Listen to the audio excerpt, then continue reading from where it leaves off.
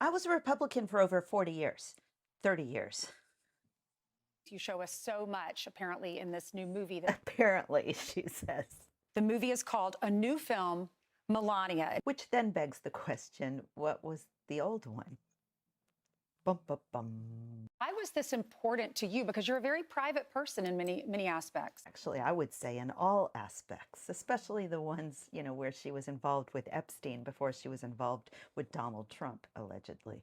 Let's get some details about that. Like, why isn't the press? Well, they're not asking anybody much of anything. Hopefully they'll get over that. They're not going to get over that. They're owned. My God, I used to have hope. This story was never told before. And I, and apparently most, based on ticket sales, had no problem with that. In part one, I mentioned she had only done 3 Fox interviews, like in all of these years, and they were all selling something. Book, movie. Well, as of today, it's book, movie.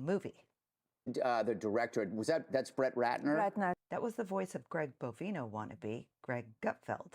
And here he's pretending he doesn't know what he damn well knows. He did a lot of bad things. But with Melania, of course, the bar is set really high, like, whoa. Now, how did that go? He hasn't been involved in movies in a couple of years. As close as Fox was going to get to that one. Olivia Munn appeared on Monica Lewinsky's podcast, Monica Lewinsky's, and talked about turning down a 7-figure sum from a studio because she didn't want to be accused of being in it for the money.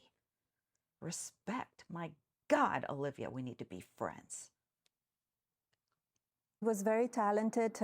I know that, and box offices could tell you, right? Yeah. 2/3 of the crew made it known they didn't want their names attached. Like, I don't need credit for this. Don't. He was very talented. Very talented.